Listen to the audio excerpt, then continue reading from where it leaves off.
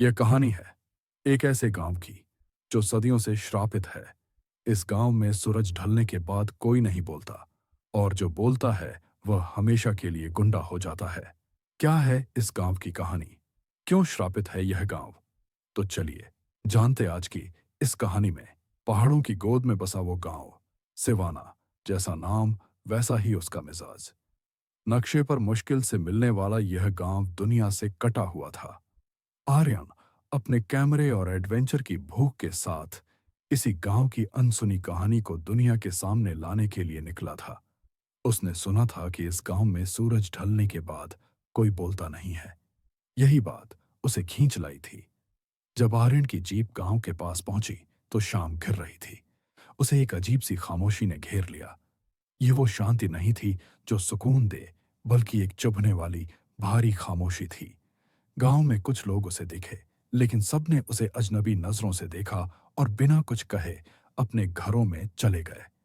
आर्यन ने एक बूढ़े आदमी को रोककर रुकने की जगह के बारे में पूछना चाहा। बूढ़े ने कुछ बोलने की बजाय सिर्फ हाथ के इशारे से एक पुराने खाली पगडंडी गेस्ट हाउस की तरफ इशारा किया, और फिर जल्दी से अपने मुंह पर उंगली रखकर चुप रहने का इशारा किया। आर्यन को यह सब अजीब लगा, पर उसने सोचा कि यह शायद यहाँ का कोई पुराना रिवाज होगा। गेस्ट हाउस में सामान रखकर वह कैमरा लेकर बाहर निकला। सूरज डूब चुका था और अंधेरा गहरा हो रहा था। पूरा गांव एक अजीब सन्नाटे में डूब गया था। यहां तक कि झींगुरों की आवाज भी नहीं आ रही थी। आर्यन ने अपना कैमरा चालू किया और बोलना शुरू किया। दोस्तों, मैं पहुंच चुका हूं सिवाना गांव में, और जैसा कि आप देख सकते हैं, यहां वक्त जैसे थम गया है। एक अजीब सी खामोशी है। तभी उसे दूर किसी बच्चे के रोने की आवाज सुनाई दी। आवाज बहुत साफ थी, जैसे कोई पास में ही हो। वह आवाज की दिशा में बढ़ा। आवाज एक पुराने सूखे कुएं के पास से आ रही थी। जैसे ही वह कुएं के पास पहुंचा, आवाज बंद हो गई। उसने अंदर झांका। वहां कुछ नहीं था। उसे लगा शायद उसका वहम होगा। वह वापस अपने कमरे में आ गया। रात के करीब 11 बजे होंगे। उसे अचानक अपनी मां की आवाज सुनाई दी। आर्यन बेटा, दरवाजा खोल। आर्यन का दिल दहल गया। उसकी मां तो दिल्ली में थी, वह यहां कैसे हो सकती है? उसने सोचा शायद वह थक गया है, इसीलिए ऐसा सुन रहा है। वह बिस्तर पर लेट गया, पर दिल जोर जोर से धक धक रहा था। कुछ देर बाद उसे फिर वही आवाज सुनाई दी। इस बार उसके दोस्त राहुल की थी। भाई बाहर आ, देख मुझे क्या मिला है। यह नामुमकिन था।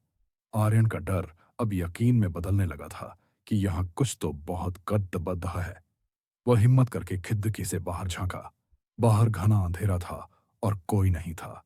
तभी उसे गेस्ट हाउस के मालिक की डायरी मिली, जो शायद कोई पुराना मेहमान छोड़ डच गया था। उसके पन्ने पीले पड़ डच चुके थे। आर्यन ने उसे पढ़ना शुरू किया। आखिरी पन्ने पर जो लिखा था, उसे पढ़कर उसके रोंगटे खड़े हो गए। लिखा था, यह जगह शापित है। यहाँ एक शैतान है जिसे लोग आवाज खोर कहते हैं। वह इंसानी आवाजों का भूखा है। सूरज ढलने के बाद वह आपकी सबसे प्यारी आवाज की नकल करता है, ताकि आप जवाब दें।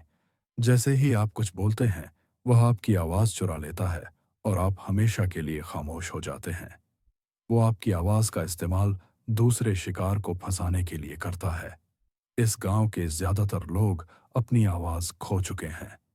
मुझे भी अभी अभी मेरे पिता की आवाज सुनाई दी। मैं खुद को रोक नहीं पा रहा। डायरी वहीं खत्म हो गई थी। आर्यन का पूरा शरीर कांप रहा था। उसे समझ आ गया कि गांव वाले खामोश क्यों थे। वे बोल नहीं सकते थे, और वो शैतान अब आर्यन के पीछे पड़ रहा था, क्योंकि उसने रात में बोलकर उसे अपनी मौजूदगी का पता दे दिया था। अब उसे हर तरफ से जानी पहचानी आवाजें आने लगीं। कभी उसकी बहन की, कभी उसके पिता की। हर कोई उसे पुकार रहा था। आर्यन ने अपने मुंह पर हाथ रख लिया।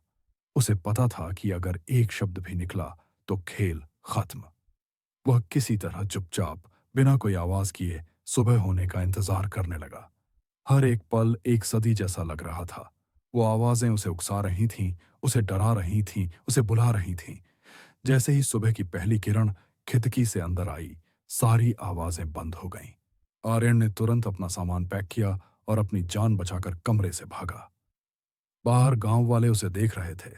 उनकी आंखों में डर और लाचारी साफ दिख रही थी। वह जल्दी से अपनी जीप में बैठा। जीप स्टार्ट करते हुए उसने राहत की सांस ली। वह बच गया था। गांव से बाहर निकलते हुए उसने शीशे में गांव को आखिरी बार देखा। उसे उन बेबस लोगों पर तरस आया। उसने सोचा, शुक्र है भगवान का, मैं बच गया। जैसे ही उसने यह सोचा, उसे एहसास हुआ कि उसने कुछ बोला है। उसने दोबारा बोलने की कोशिश की, हेलो, हेलो, पर उसके गले से सिर्फ एक खामोश हवा का झोंका बाहर आया। कोई आवाज नहीं निकली।